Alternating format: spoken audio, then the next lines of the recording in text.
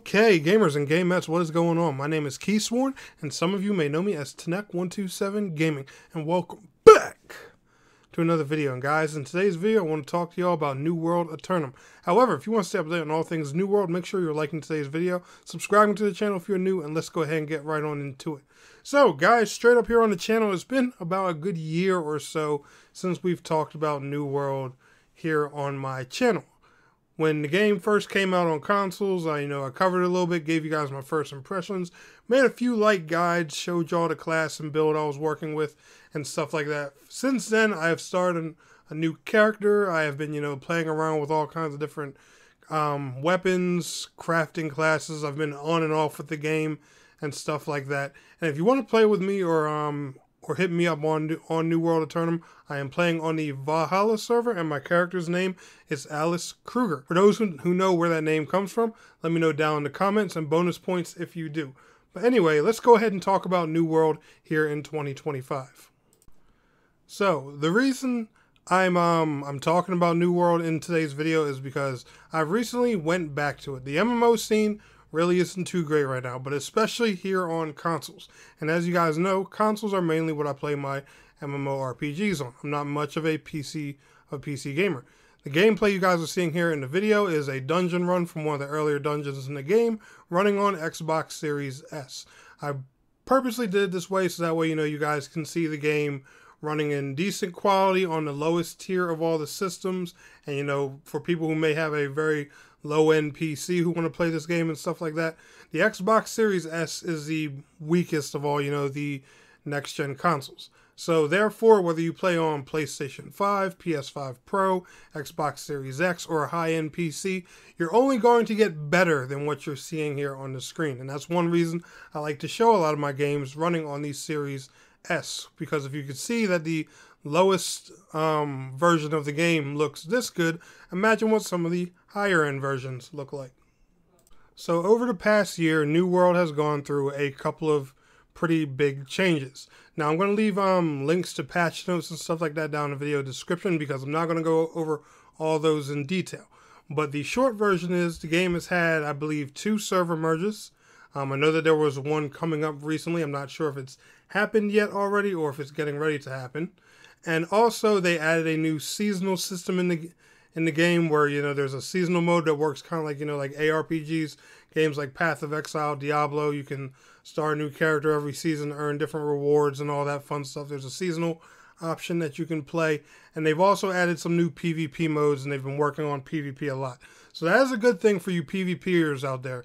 New World, or at least the dev team, they do seem like they care about their PvP scene. I know PvP is neglected in a lot of MMOs, so that is a good thing. I was actually talking to some fellow players on the server earlier. From what I know, PvE-wise, endgame, the game offers a multitude of dungeons, and there's one big raid in the game currently right now with, some of the highest end gear in the game, of course, and stuff like that. So it seems like, there's a good plethora of things to do for PvE and PvP players. I'm sure PvE players would probably prefer to have more raids and things like that, because I know the raid that's in the game is pretty old at this point. But I do know in one of their last devlogs they were talking about another raid coming to the game sometime here in the future. The game features action combat and honestly one of the coolest class systems that I've ever seen. You basically take a combination of 2 weapons and build whatever type of class that you want. Me personally, I went for the whole sword mage Dark Knight style deal. So I took the Void Gauntlet and the Great Sword, and I made that my special DPS class that you guys can see right here in the video. The game has a pretty big open world. There are plenty of players running around and stuff like that. Every city in the game is pretty much crowded, especially here on the Valhalla server that I am playing on. One thing that does annoy me with this game, this is where we're going to get into some of the problems that do bug me about. There's 2 main things. Number one, when it comes to New World, it takes forever for you to experience dungeon content in this game. You have to get all the way to level 25 before you experience your first dungeon. Now, there's other instance content and stuff like that. There's going to be these little trials that you can do during the main quest line, stuff like that, but they're literally just one-on-one boss fights with mechanics. Now, don't get me wrong, these very well prepare you for dungeons and get you ready for, how some of the mechanics and fights are going to work in the in the game. They're definitely, you know, a little bit on the challenging side if you don't know what exactly you're doing. I've played through a lot of these already, so me personally, I know them. But, you know, they're not exactly dungeons. And I feel like, you know, that's one thing that can probably turn off the PvE players, because let's face it, let's be realistic, all right? MMO questing is tedious and boring. And you guessed it, you know, New World features a lot of typical MMO questing. Run here, run there, talk to this NPC, talk to that NPC, kill several of this, pick up several of that, take it back to this guy, take it to that guy, go fetch this, go fetch that. You guys have played MMO quests before.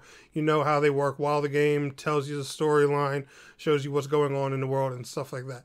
The story so far isn't too interesting. It hasn't sucked me in yet.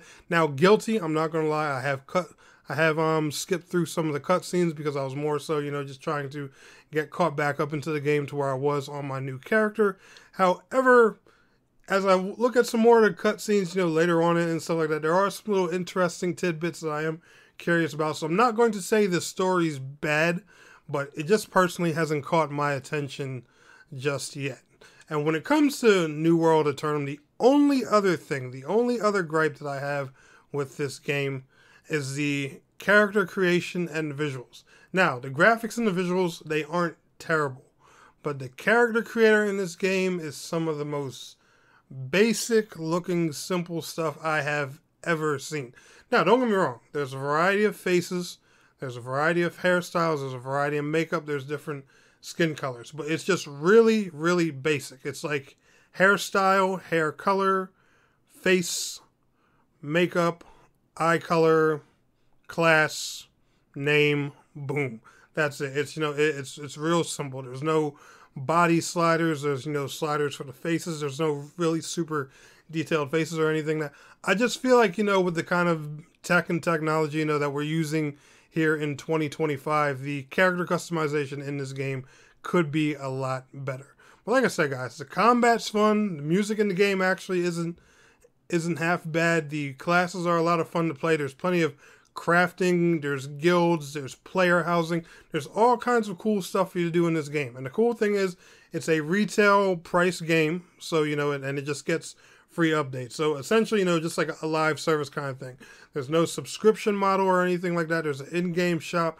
There's no pay to win, or at least that, you know, that I've seen or anything like that. And like I said, guys, the game's honestly a lot of fun. I haven't explored endgame yet too much or checked much about it, but so far I'm actually having a really fun time with it, and I'm actually glad I dived back into it, because like I said, the MMO scene is kind of dry, and I just think this might be one of the worthy ones that are worth checking out out of the MMOs still standing, especially on console. But anyway, guys, if y'all are playing New World Aeternum, let me know down in the comments below. Y'all enjoyed today's video, smash that like. I'll see y'all on the next one. Peace out. Have a good one.